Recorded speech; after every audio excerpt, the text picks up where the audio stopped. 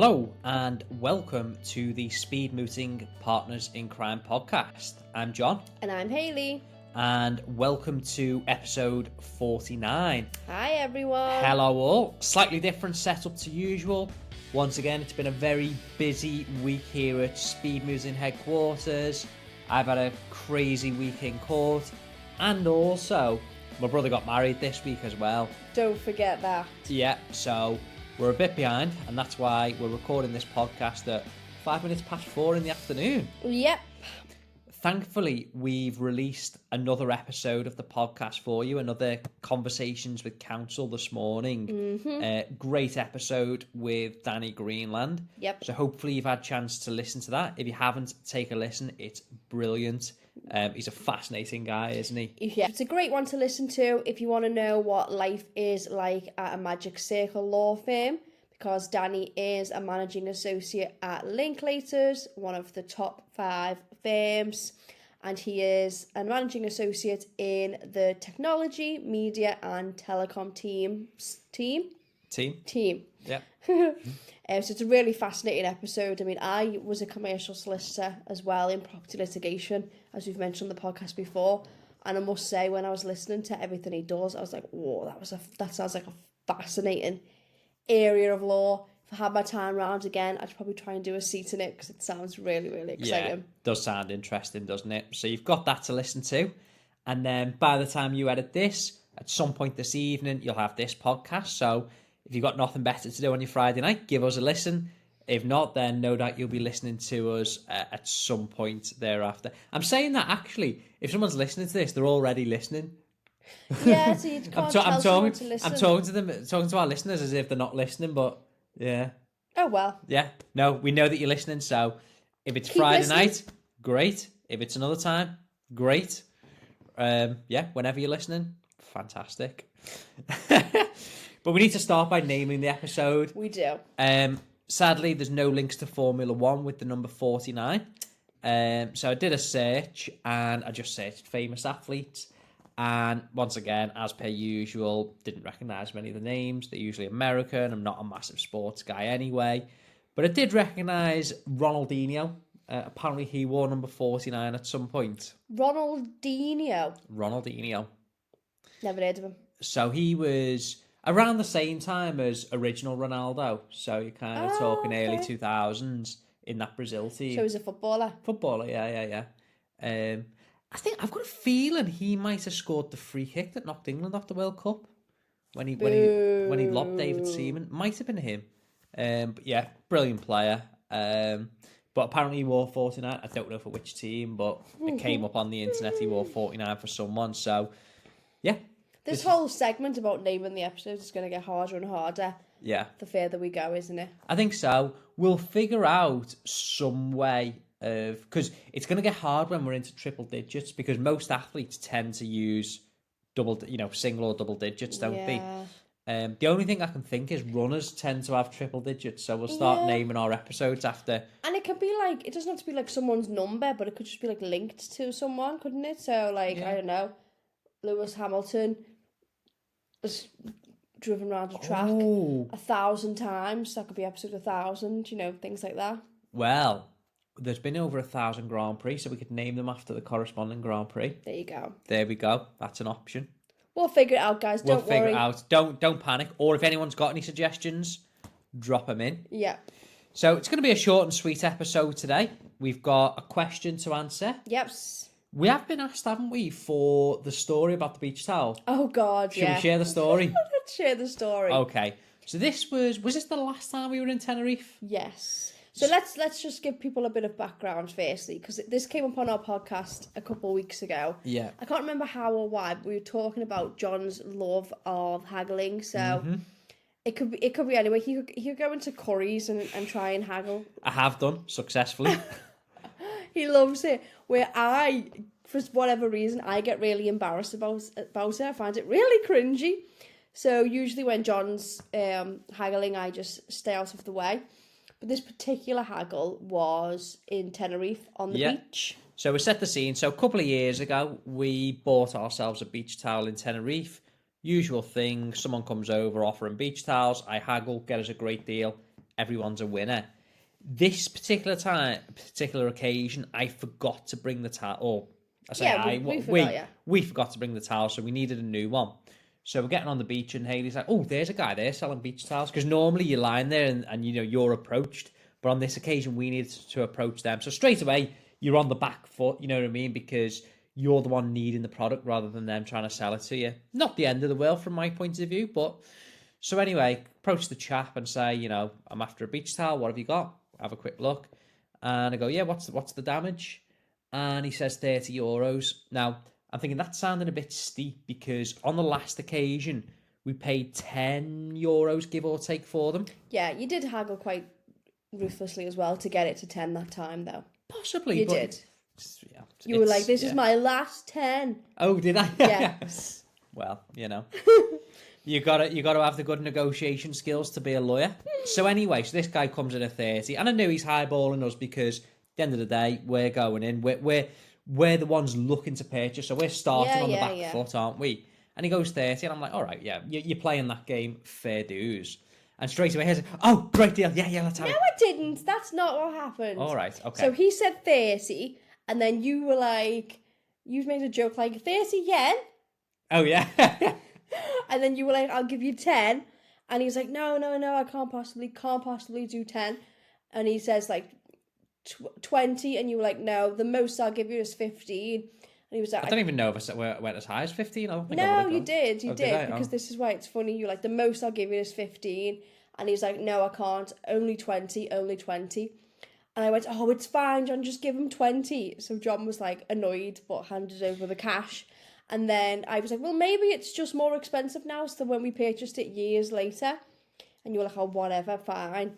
And then a couple of hours later, we're lying on our beach. Look at his face, he's still mad about it. Of course I am. We're lying on our beach towel, and this guy walks past us trying to sell the towel to somebody else. And they say, "How much?" And he says 20, and the guy's like, "Oh, no, I'm not interested." No. And then he says, "You can have it for 15. Yeah. And then you were fuming because you could have got it for 15. Yeah, of course. I think it was 10, though. I think 10 was the lowest offer. No, I'm sure it was 15. Well, whatever it was. €5. We went, no, it was more than 5. I wouldn't be bothered about 5. I'm saying 5 is the difference between what I'm saying and what you're saying. Yeah, but I mean, in terms of what we ended up paying and what he was offering for, I think the difference is about 10 to 15. It wasn't. It was definitely massive. No, it wasn't massive. It was ridiculous. Massive. It was like €10. 100% was. Whatever. Regardless. John is traumatised. Of course I am. And now whenever he haggles, I have to go. Yeah, I have to send it away. Yeah. Yeah, when he was haggling over the wedding venue, it was like, "Hayley, do not speak." Yeah. Because I got us a good deal, didn't I? You did. That was a cracking I like deal. the end outcome. I just hate the process. I have no idea why. It just makes me cringe so much weird. inside. So weird. I just want to give people more money to get over my embarrassment. Strange. All right. Anyway, so that's the story for you. So, Hayley, have we got a question? Yes. Give me a moment. Okie dokie. So let's say you are the first to deliver your submissions in an application, an appeal, whatever it might be. Yeah. Then your opponent goes next, and they make points that are a mere denial, hopeless, or irrelevant. Okay. And then you have your right to reply. Yeah. So the question is it better to let the submission stand for themselves, or, just say, "I've got nothing further to add," or would you just emphasise to the judge that their points have absolutely no merit?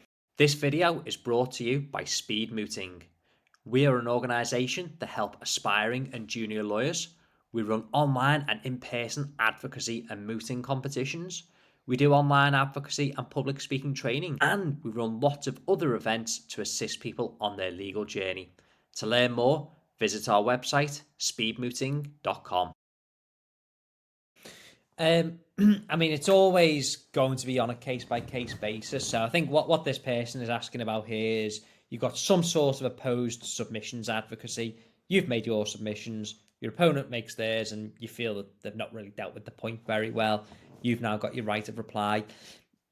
As a general rule, I would say you probably don't need to. You've made your points. There's no need to repeat them. The judge has got the points that you've made. So if there's nothing new that arises from what your opponent has said that you now need to deal with, I don't think that there's a need to stand up and make a reply.